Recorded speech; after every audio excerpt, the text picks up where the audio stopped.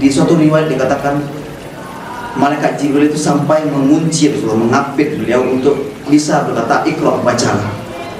Yang namanya manusia biasa belum pernah bertemu dengan malaikat, pulang ke rumah dalam keadaan menggigil.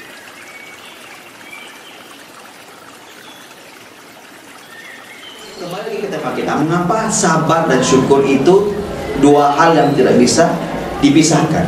Nah ini, jadi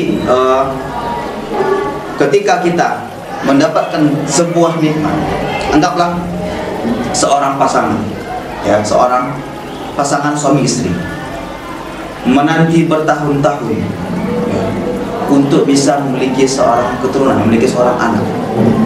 Anggaplah dia sudah menunggu selama 2 tahun atau 3 tahun atau selama 5 tahun, dia tunggu, selalu berdoa kepada Allah, berusaha agar Allah bisa memberikan mereka keturunan. Kemudian Allah wujudkan keinginan dia, Allah kabulkan doa dia, Allah berikan dia keturunan, Allah titipkan janin di rahim istri dia. Dia bersyukur, tentu bersyukur, ya. Setelah penantian panjang bertahun-tahun belum memiliki keturunan, kemudian Allah berikan nikmat berupa keturunan tersebut, dia bersyukur. Tetapi dia harus bersabar. Apa? Bersabar dalam menanti kelahiran anak dia. Bersabar selama 9 bulan 10 hari, ya. Sang istri harus bersabar, ya. Bagaimana dia bisa menahan rasa sakitnya ketika hamil melahirkan. Sang suami juga harus bersabar mengurus istrinya, mengurus istrinya, mengelola mengelola rumahnya, ya. Yang mana sang istri tentu tidak bisa berbuat banyak, ya. Tidak mungkin bisa sang istri ekstra membersihkan rumah. Makanya suami harus membantu di sini. Bersyukur mendapatkan anak dan bersabar dalam mengurus anak tersebut. Itu dia. Pokoknya sabar dan syukur itu pasti selalu berdampingan. Suatu ketika pernah, ya, kisah orang-orang soleh terdahulu. Ada seorang wanita cantik, ya, dia sangat cantik, cantik soleha, ya. Tetapi sang wanita ini dia memiliki seorang suami yang, ya, wajahnya pas-pasan, mungkin bisa dikatakan jelek lah, ya. Makanya karena melihat situasi aneh ini, banyak orang bertanya pada wanita ini, wahai fulana, engkau memiliki paras yang cantik, Allah berikan engkau kenikmatan berupa paras yang sangat cantik, engkau solehah, taat pada Allah Subhanahu Wa Taala, tetapi engkau mau menikah dengan pria yang, ya, wajahnya tidak terlalu ganteng atau, ya, jelek lah, ya. Apa rahasianya?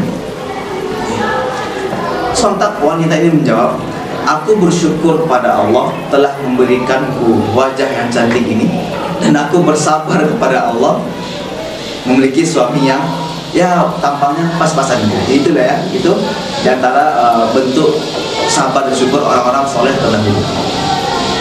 Dan jika rasa sabar ditambah dengan rasa syukur, itu akan menghasilkan sebuah sifat baru, namanya adalah ridho, ya, ridho dengan apa yang telah Allah berikan.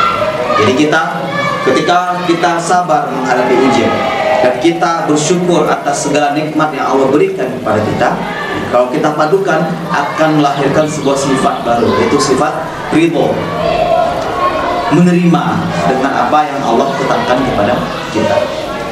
Dan inilah yang terjadi di keluarga Nabi Ibrahim alaihissalam.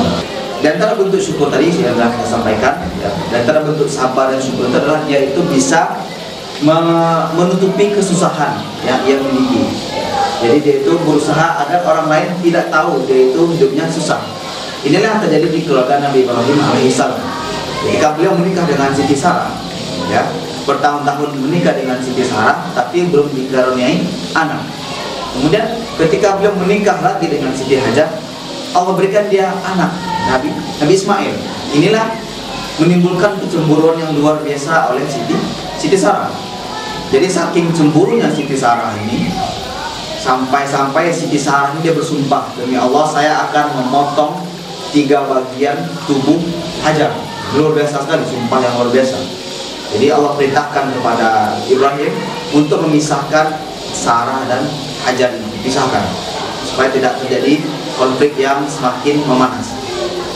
Akhirnya Nabi Ibrahim membawa Siti Hajar dan Ismail ke Makkah. Beliau tinggalkan mereka di lembah tandus di Mekah tersebut, di samping Ka'bah, tidak ada tumbuhan, tidak ada air, kan? Dia tinggalkan di sana. Kemudian Nabi Ibrahim pergi meninggalkan mereka.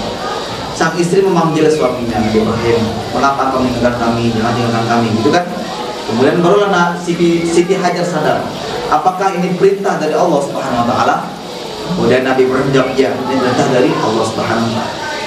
Kemudian sontak menjawab Siti Hajar, kalau begitu kami tenang, kalau ini memang keputusan Allah, kami bisa menjalannya insya Allah. Kemudian Nabi Ismail semakin besar, ya, semakin besar, tumbuh menjadi pria yang luar biasa. Tentu sang ayah memiliki kerinduan terhadap anaknya. Sang ayah ingin sekali bertemu dengan anaknya, bertahun-tahun tidak bertemu. Nabi Ibrahim berniat untuk bertemu dengan anaknya Ismail.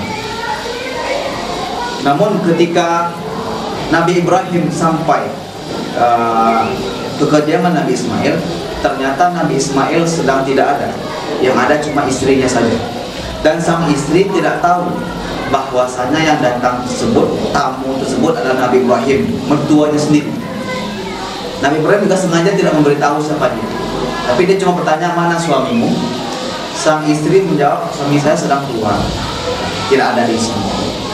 Kemudian Nabi Ibrahim bertanya kepada istri Ismail ini, bagaimana keadaan kalian? Bagaimana kondisi keluarga kalian? Disinilah sang istri Nabi Ismail ini, dia tidak bisa menutupi kesusahan dia. Dia mengeluh, hidup kami susah, ya. Kami merasa serba kekurangan dan sebagainya. Pokoknya dia selalu merasa tidak pernah cukup hidup di dunia ini. Dia tidak bersyukur. Akhirnya Nabi Ibrahim paham. Nabi Ibrahim berpesan kepada istrinya, istri Ismail ini, nanti ketika suami pulang, katakan kepada suamimu untuk mengganti tiang rumahnya, Oke, sang istri Ismail menjawab, oke, insyaallah akan saya sampaikan. Kemudian ketika Nabi Ibrahim pergi berpesan, kemudian datang Nabi Ismail, tak bertemu dengan ayahnya. Sang istri berkata kepada suaminya Ismail, wahai suamiku, tadi ada seorang pria datang dan dia ingin menemui dirimu, tapi engkau tidak ada. Apa pesan pria tersebut? Orang tersebut kata Nabi Ismail. Sang istri menjawab, beliau berpesan agar engkau mengganti tiang rumahmu, agar engkau mengganti tiang rumah kita.